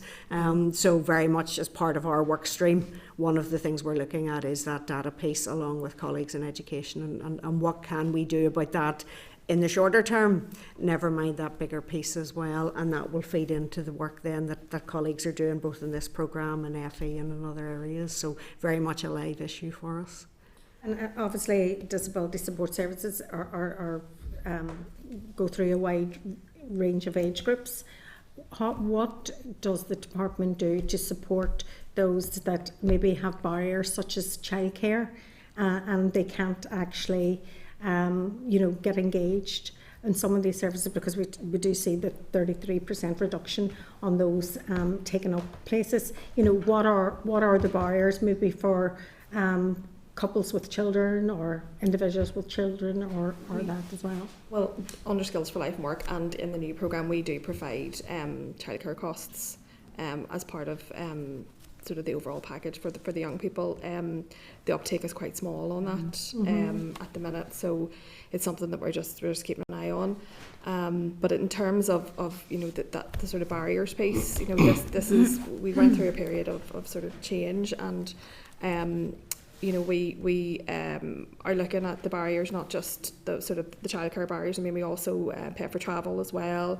We pay for taxis and things for young people with a disability. But there's a wider piece there. Clem referred earlier to the youth work approach that was brought into the programme in Skills for Life and Work. So we're continuing to progress with that. We're looking into doing some training with the training providers very soon around that to kind of better equip them, because we're always hearing about the barriers that are coming through young people with mental health concerns, a more neurodiverse cohort. So these are things we're looking to maybe build the capacity of the tutors and trainers and all the staff within the training providers in that way. Will that be an additional cost, and have you looked at that cost if it's very much bespoke according to the individual needs? Well, we have the department is going to pay for that. We have through the Skills Fund for that, and we're working with Ulster University on that, but it's very early days yet, so I don't want to go any further on that. That's okay. Okay. Thank you. David. Thank you. I'm just going to pick up on a few things that have been said just to tease out a little bit further, but Padraig talked there about the consultation and the number of people that have come back. We both sit in the PAC, and there was a report recently with young people in poverty, and it turned out the department had never actually spoken to anybody that was under the age, or a child that the report was about. So can I talk about the actual clients of the services? How many of the actual clients have responded to the consultation? I thought about this number last night and forgot to ask about it. There were around 20 that took place in the sessions held by Stranmillis College. We then received a small number of from some training providers who weren't able to bring young people to those sessions that Stranmillis held. So there's a few more. So a small number in that session, but previously, we have had engagement through the co-design for the new Skills for Life and Work programme and through the work that was done by RSM and the independent review. I'm talking about actual clients. So the actual clients that we're talking about of disability people here, we're talking about 20 people. That's what we're... In terms of who've engaged with the formal workshops and exercises around how we're going to enhance this provision, I would just add that we have good relationships with our providers in FE, private voluntary sector. We meet a lot with them and their young people as well. No questioning that in the slightest. It's the actual people involved. And the second then is, how were their views sought? How were they sought in exactly the same way as or how was that? How can you talk us through that? So we engage with Stranmillis College to take that forward for us, because we recognise that that's not something that we are skilled to do. Yeah. So they took that forward, and they had what we did is we went out to train providers and we said, like, we want to engage with young people. Can you speak to them, because they don't always want to come forward and talk in this way, and some of them may feel uncomfortable. And we just asked for young people who were disabled, who were on the programme, to come forward, and the providers brought their staff as well. Now, those sessions were held online at the request of the young people.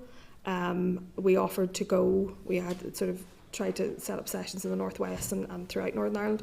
So, and then those sessions were facilitated by staff from Stranmillis, and then they brought that to us then in a report.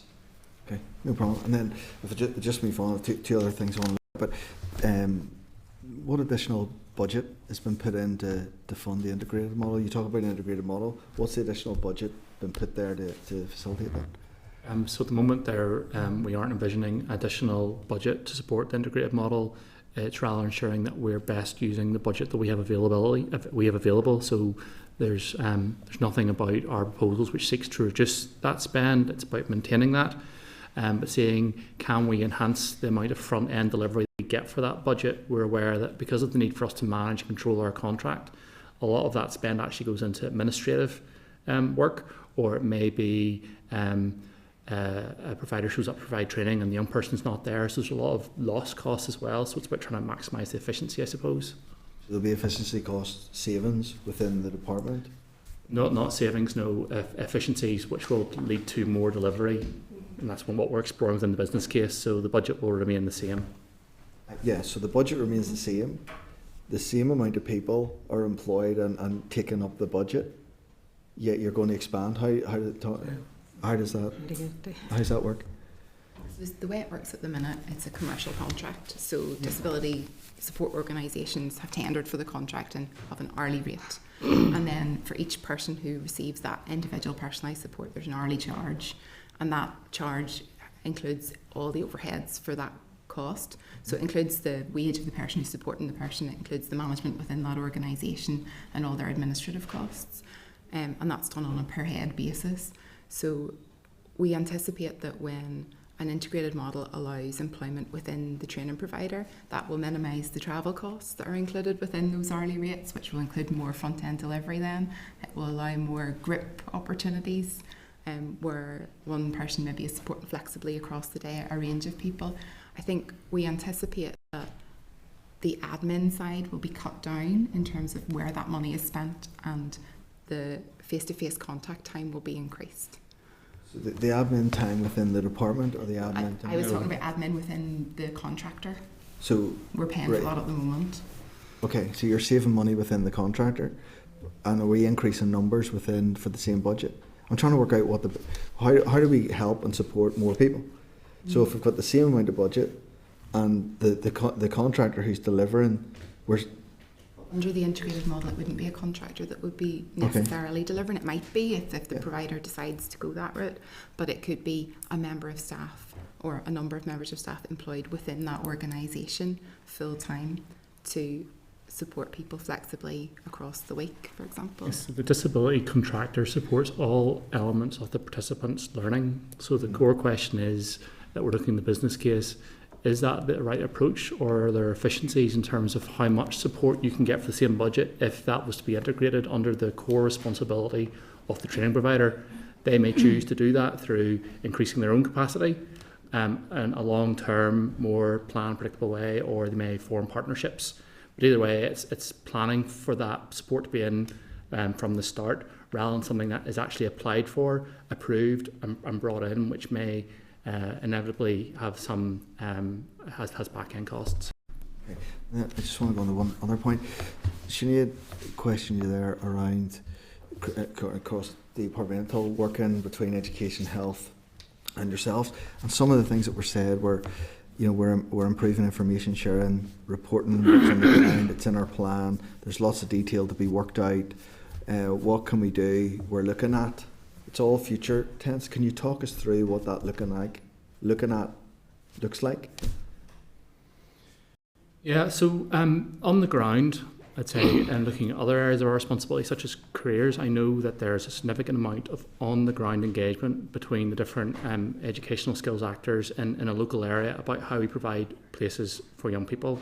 And as we look to improve that, there's engagement from careers in the Transitions Working Group with health and education. I know that's more forward-looking.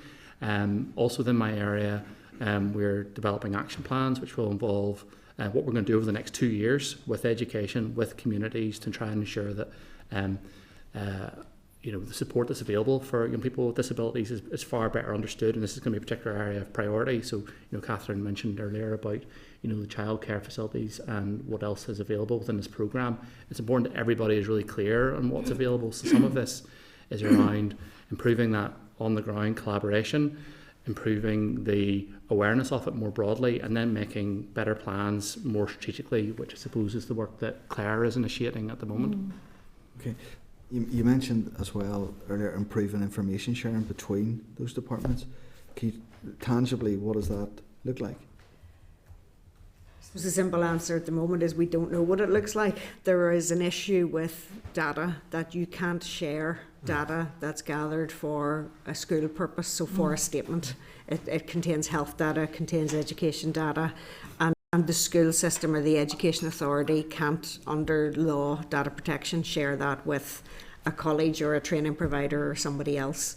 So one of the issues we will be looking at with Department of Education and the Education Authority is, I suppose, two aspects of it. What can you share without legislation, as in, can you ask consent, and if the person consents, on it goes. Now, there are very good reasons why some young people won't consent. They want to leave that behind. They don't want that information moving with them.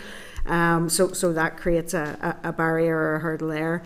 But then legislatively looking at, well, could you do a data sharing agreement, and what would be within that agreement, and what information is it? So a piece of work that we have done back in March, April time and beyond, along with the Department of Education and Department of Health, was a survey in relation to that transitions piece. What information do you get? What does it look like? Does it meet your needs? Do you need more? And all of that. So that survey went out to providers, to trusts, to special schools, to mainstream schools. So there's about 140 people surveyed in that. And there's a piece of analysis going on of those responses to try to really hone in on what is the critical information that would be most useful to have shared, and what mechanism might we be able to make use of to do that. Are we into data sharing agreements, which I haven't been involved in them, so I'll say that, but I've been told it's a torturous process to put one in place. So we're looking at, I suppose, what are the avenues open to us to improve that sharing, but at a more, I suppose, practical level as well. The piece that Glenn talked about, the communication piece, there's a real misunderstanding in some areas around. People just don't know what is available. There's an assumption that information's shared. Parents think that the information's been shared, it maybe hasn't. So there's a communication piece as well about making people aware of it and helping them understand the benefit. The Education Authority transition officers have said to us there's a real communication piece around understanding why it's really important to share that information. It's to their benefit, and how that can be used. So looking at different strands of that around what could we do and how could we make, I suppose, most impact there that's beneficial for the young person at the heart of it all. Thank you. Thank you. Gary. Yep, thanks, Chair, and thanks everyone for your contribution, an important piece of work. A couple of questions from me. The first one was in relation to the consultation responses. And I note the briefing that we have, it referenced numerous comments made about the administrative requirements, obviously, for the current contract, but also in terms of staffing issues. Some concerns raised about constant staff turnover, the use of zero-hour contracts, the use of agency staff. How big of a factor? Well, obviously we don't know exactly how many made, but obviously there's enough of a concern for it to be mentioned in the consultation. So, How big of a concern is that? And is that down to, or what is that down to? Is that down to, funding issues, or is it down, what is the cause, and how do we address that issue?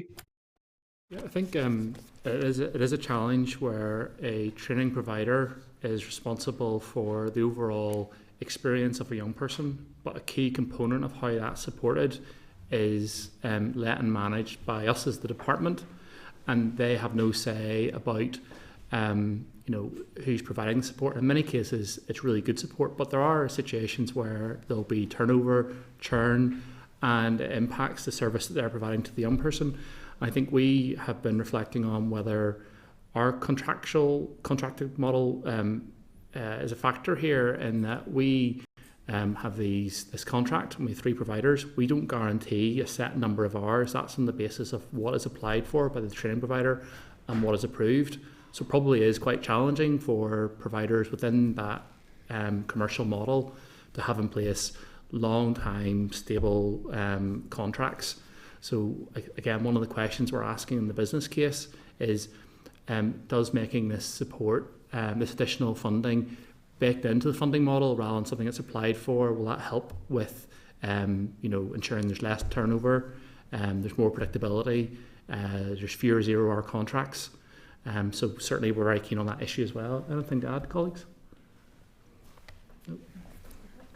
No, I think it's an important piece of work that does need to be addressed. Clearly, if it's having a negative impact in terms of the learner's experience, then I think that's one that definitely needs to be sorted out.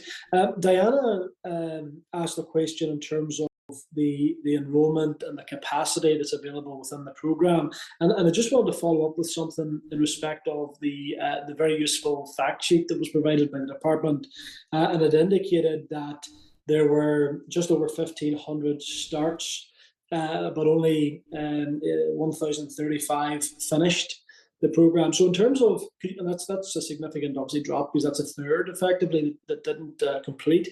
Could you talk us through the reasoning for that? What's the feedback in terms of why those particular young people weren't able to complete the programme? I think more broadly, we have to become better at recording our outcomes here. So this is a roll-on, roll-off programme that has an entitlement of 2 years, 3 years if you have disability. But we recognise that there will be many positive outcomes in terms of employment or moving to another level of education and training, which we don't record. And that's certainly something in the new programme we want to get better at, so we're able to tell that better story of what the experience was for participants, rather than that binary kind of complete, achieve versus not. Catherine, is there anything you want to add? Well, I suppose just to add that, given the cohort and the barriers that are present, the young people can step away from the programme for a period of time and come back and pick up where they left off. So if they have completed, 10 weeks, they still have the remainder of the balance of their entitlement left to come back to it at any stage.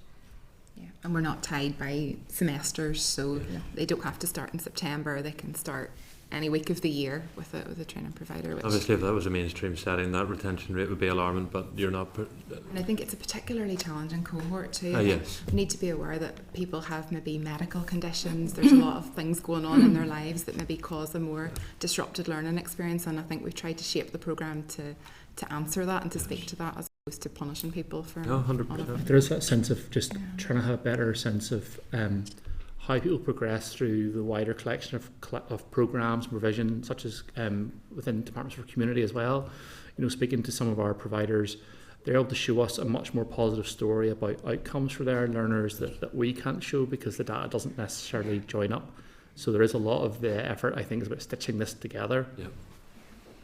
No, that's useful. I suppose it is important. We recognise, obviously, given the answer to question 1, which was, do you think the current disability support model is the most appropriate? Obviously, and the majority answered no. So it is important that we drill down as to why that is the case. I suppose the final question that I wanted to ask was just, we as elected representatives obviously represent all of our constituency, and those with special educational needs are very much a part of that.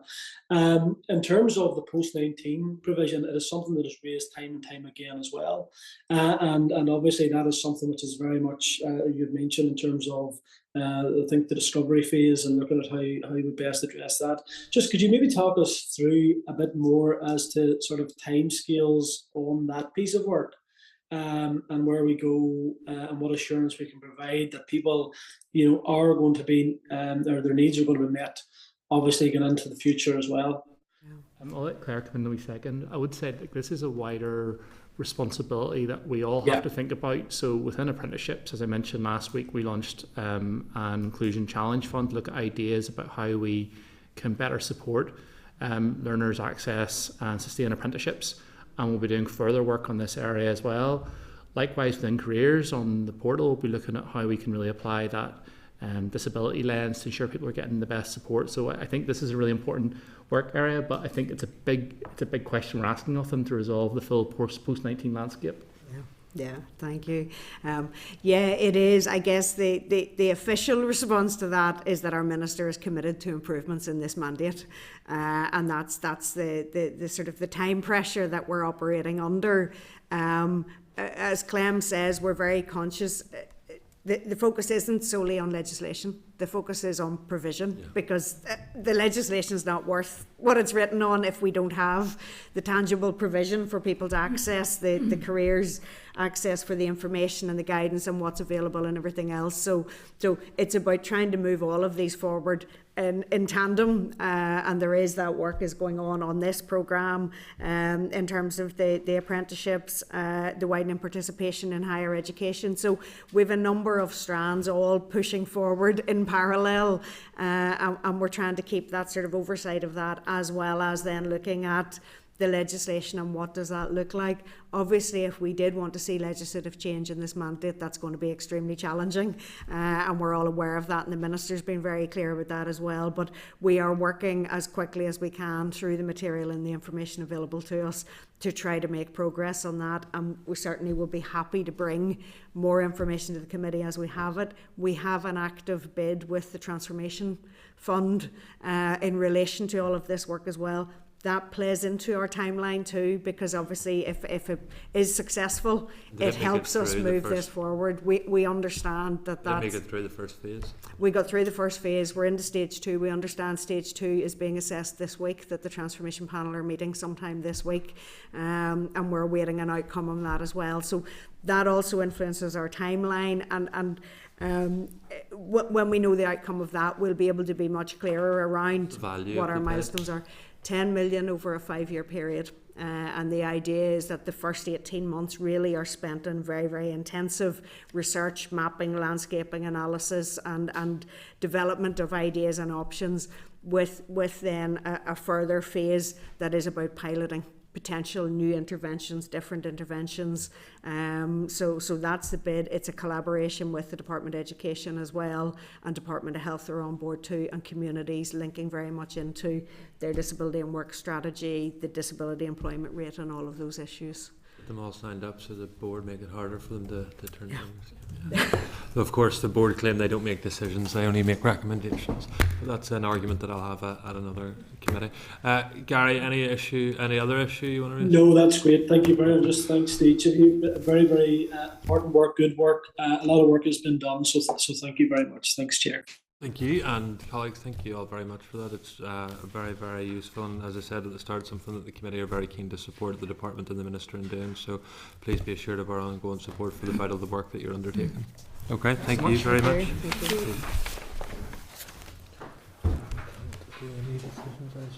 We can't. No, we are on a quorum. Patrick's back.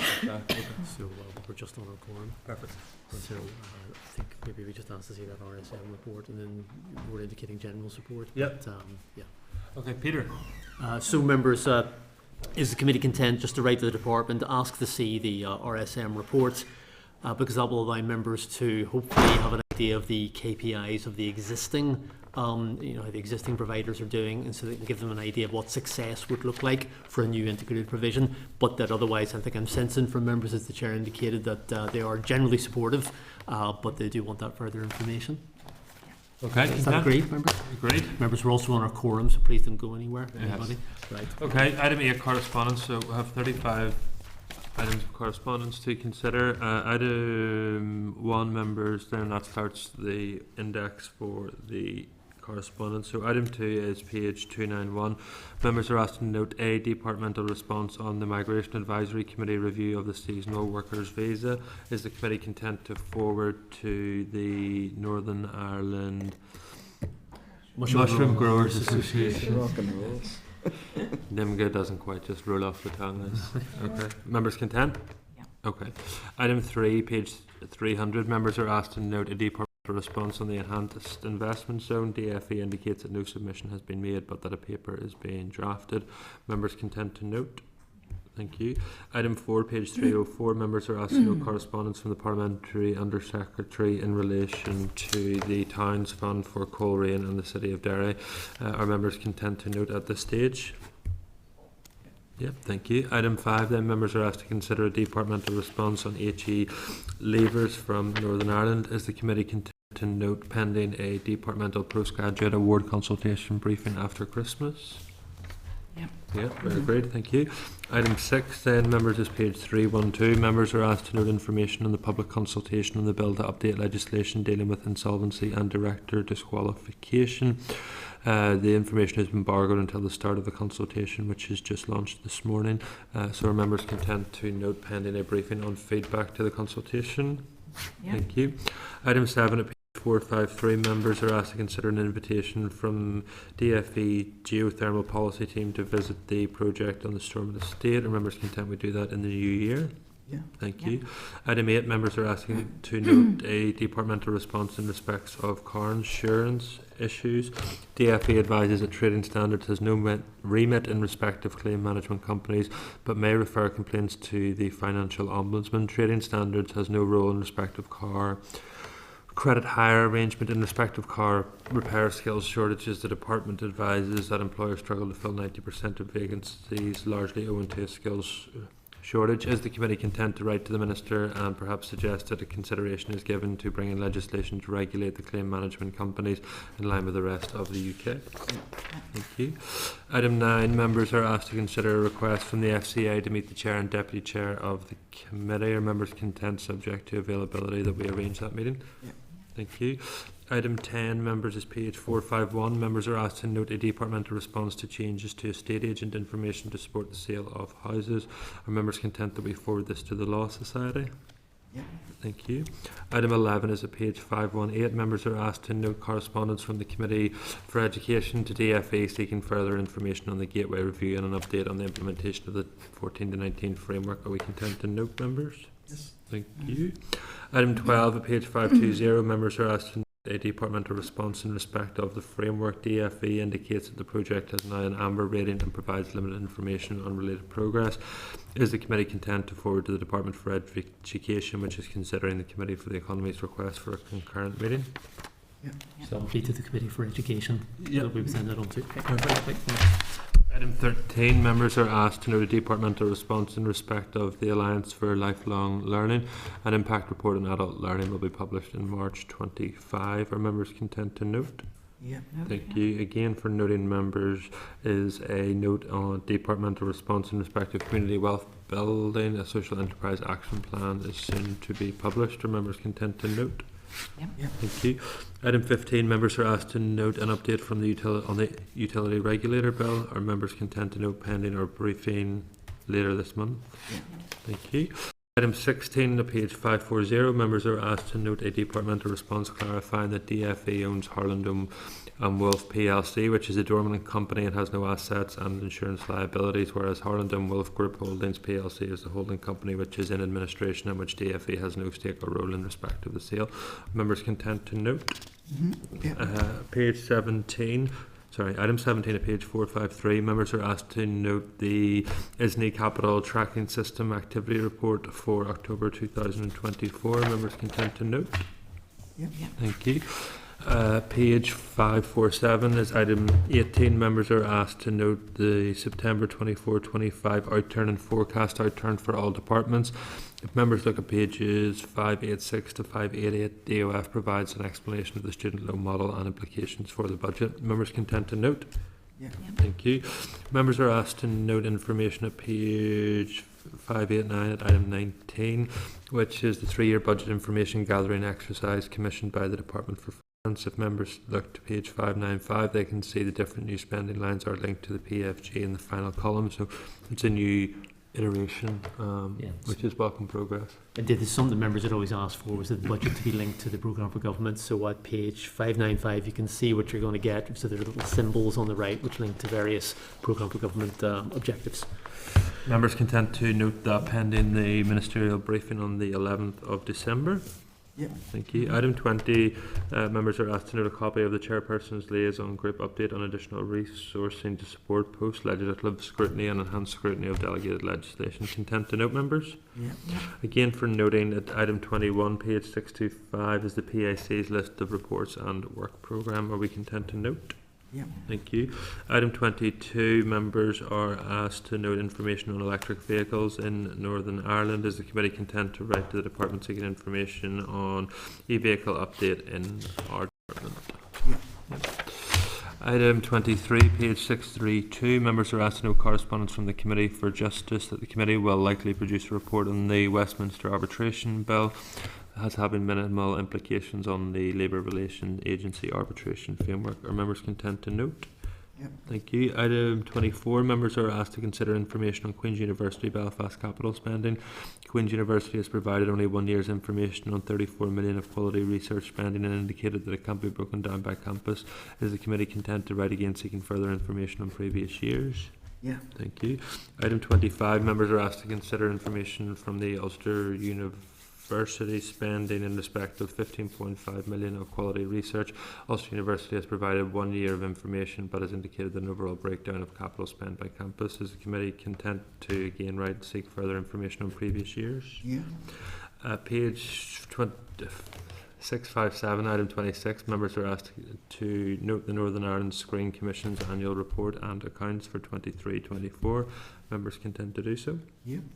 At page 734, members are asked to note a copy of the CMA's third State of Competition report, which indicates a programme of work by its microeconomics unit, including barriers to the spread of technology and supply chain issues. Is the committee content to note at this stage? Yeah. Thank you. Item 28, members are asked to consider an update on the ONS work on developing a Northern Ireland Consumer Price Index. The differences between Northern Ireland and the rest of the UK are largely around lower housing and water costs and higher electricity and fuel costs, giving Northern Ireland a higher CPI than the rest of the UK. Are members content to note at this stage? Yeah. Item 29, members are asked to note an invitation to the CARES NI event on the 7th of November. Is the committee content to note? Thank you. Item 30, members are asked to consider a request from Alma White to present to the economy about Caleb's Cause Northern Ireland. Is the committee content to invite Alma to brief on Caleb's Cause on the 27th of November? Yeah. Perfect. At item 31 at page 750, members are asked to consider a request to brief the committee chair on the Northern Ireland Aerospace, Defence, Security and Space Industries. Is the committee content that I undertake that as an informal meeting? Yeah. Thank you. Item 32 at page 751, members are asked to note commentary in respect of the need for additional support for families with multiple births. Is the committee content to note as similar correspondence was previously forwarded to the Department for Education? So just noted at this stage, members, if we're content. Thank you. Item 735, members are asked to note a press release from Firmus Energy stating that it has completed the sale of its gas supply business. Are members content to note? Yeah. Item 34, members are asked to note copies of emails between the RHA and the Northern Ireland Audit Office, including multiple appendices. These have not been included as the committee noted them previously in September. Committee content to note at this stage? Yeah. Thank you. Item 35, members are asked to note correspondence, individual correspondence. Are members content at this stage that we simply note that pending our forthcoming briefing from Disability NI? Thank you. There are no issues then. Members will move to item 9, forward work plan at page 767. So, Chairperson, as you've indicated, it's on page 767. Just a couple of changes to what's in front of you. If I can actually get this to work. Yes, I can. So what we've got is next week we have the department briefing on technologies and clusters, and we also have disability action talking about employment tribunals for people with disabilities. Week after that is going to be tourism. 10-year strategy, an LCM on Digital Markets and Competition and Consumers Act, which should be really quite short. And then we have Work Plus talking about apprenticeships, all good. 27th November, but that's going to be as utility regulator preparation for decarbonisation bill. It's suggested we add Alma White to that, as the committee has already agreed to talk about Caleb's cause. I'm also seeking to get an artificial intelligence expert to come up and talk to the committee that day as well. But I'm just having a little chat with them this afternoon about that. 4th to the 12th, UU Economic Policy Centre would brief us on business dynamism and SME support. If you remember, during our strategic planning session, Mr Honeyford referred to this, and they'll come up and talk to this subject. Also on the 4th to the 12th, as was discussed earlier, it suggested that we get FSB, Federation for Small Businesses, and Hospitality Ulster to come up maybe jointly to talk about the changes in tax and what the impact will be on their sectors. Now, we can't do anything about those changes in tax, but there may be other measures which the Economy Department might take. And then 11th of December, we have the Minister, we have the consultation on the Postgraduate Award Scheme. 8th of January, just chatting to Ulster University, they've agreed to come then. So they will talk about the issues around Strategic Policy Unit, but also around numbers, which they should have, student numbers for McGee, and the things around their business model and immigration issues. The rest is, as you can see, so it looks like our next visit to the City of Derry and the County of Londonderry would be on the 22nd of January, and we would have, obviously, on the 15th of January, the Employment Bill and the Chamber of Commerce. Also a planned visit then to City of Derry Airport on the 22nd of January. So if members are content with all of that. Members agreed? Perfect. Move to item 10 then, members. Are there any other business? Nope. If not, then members, that brings an end to our formal proceedings, and then we'll have a quick discussion in closed session. Members content that the committee adjourn at this stage? Yep, thank you. So members, since we are on our quorum, do you want